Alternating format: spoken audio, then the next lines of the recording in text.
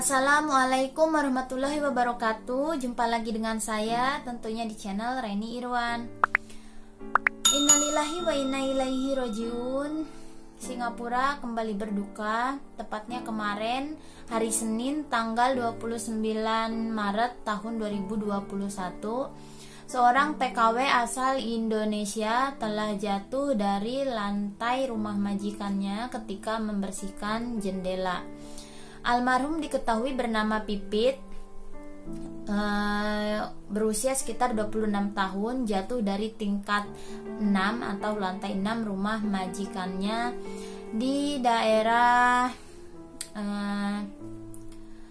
Hougang ya, di blok 464 Jalan Serangon Atas, sekitar jam 4.53 sore atau sekitar jam 5 lah. Almarhum Pipit ini tidak sadarkan diri saat dibawa ke rumah sakit dan kemudian akhirnya meninggal di perjalanan. Dia diketahui baru bekerja 6 bulan di rumah majikan ini dan dia baru datang pertama kali ke Singapura dan bekerja. Ya, untuk teman-teman semua minta doanya, semoga almarhum Pipit ini dia husnul khotimah dan semoga ditempatkan di sisi Allah Subhanahu wa taala. Amin ya Allah ya rabbal alamin. Dan untuk keluarga semoga diberi ketabahan dan diberikan kelapangan dada ya dengan kenyataan ini, karena semua orang tidak tahu kapan ajal akan menjemputnya. Semua orang tidak tahu kita kapan dalam bahaya. Dan untuk teman-teman juga, semoga aku dan teman-teman semua semoga selalu dalam lindungan Allah Subhanahu wa taala dimanapun kita bekerja dan dimanapun kita berada. Amin ya Allah ya rabbal alamin. Ya, pesan saya untuk teman-teman yang masih bekerja di Singapura, ya khususnya yang masih baru bekerja di luar negeri ya, bukan hanya di Singapura, di semua negara lah yang masih di luar negeri. Ya, ketika membersihkan jendela, ya satu, pastikan jendela rumah majikan itu yang ada tralisnya ya. Biasanya kalau HDB itu ada tralisnya sih, berbeda sama kondo yang saya punya ini, itu jarang yang ada tralisnya. Tapi kayak kondo itu kami jarang membersihkan jendela bagian luar, pasti hanya bagian dalam. Nah, kalau di HDB itu kebanyakan dari teman-teman saya pun mereka membersihkan jendela bagian luar. Tapi di sini saya mengingatkan sama teman-teman semua ya, pastikan tralisnya itu dikunci sebelum kalian membersihkan jendela.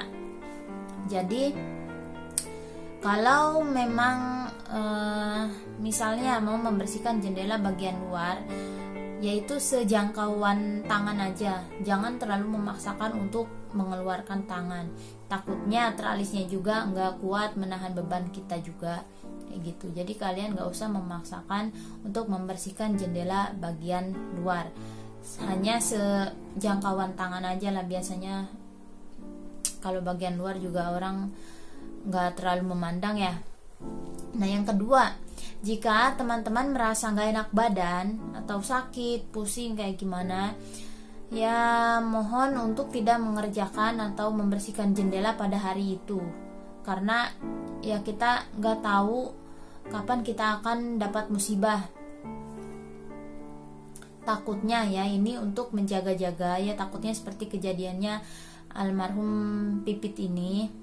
Takutnya seperti itu karena yang saya tahu dari berita itu dia memang dalam kondisi sakit kepala, katanya pusing, dia merasakan sakit kepala dan pusing, tapi mungkin dia memaksakan diri membersihkan jendela pada waktu itu. Nah, jadi untuk teman-teman kalau memang merasa sakit kepala atau pusing, gak enak badan, ya lebih baik bilang sama majikan dan meminta izin untuk tidak membersihkan jendela pada hari itu, karena itu ya demi keselamatan kita. Teman-teman bisa memberi pengertian sama majikan, ya mungkin besok atau lusa bisa kembali untuk mengerjakan atau membersihkan jendela itu jika posisi badan kita udah sehat kembali dan tidak merasakan pusing atau nggak enak badan. Yang ketiga, ya jika tidak ada teralis jendelanya, ya dimohon jangan dibersihkan untuk bagian luar ya.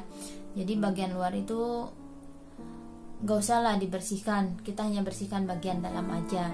Kalau misalnya majikan menyuruh membersihkan bagian luar, teman-teman bisa kasih pengertian ke majikan dan bilang ke majikan bahwa MOM pun menyarankan untuk tidak membersihkan jendela bagian luar, apalagi kalau ini tidak ada tralisnya. Itu seperti yang saya bilang barusan, demi keselamatan diri kita. Kalau sudah jatuh, misalnya kita kehilangan nyawa, kitanya ya mungkin hidup cuma sekali gitu, kita nggak tahu kapan kita akan meninggal. Pokoknya ya di situ saya nggak bisa berkata apa-apa. Kalau sudah kejadian kan siapa sih yang mau meninggal pada hari itu kayak gitu kan, kita belum, ya nggak bisa dijelaskan kalau gitu.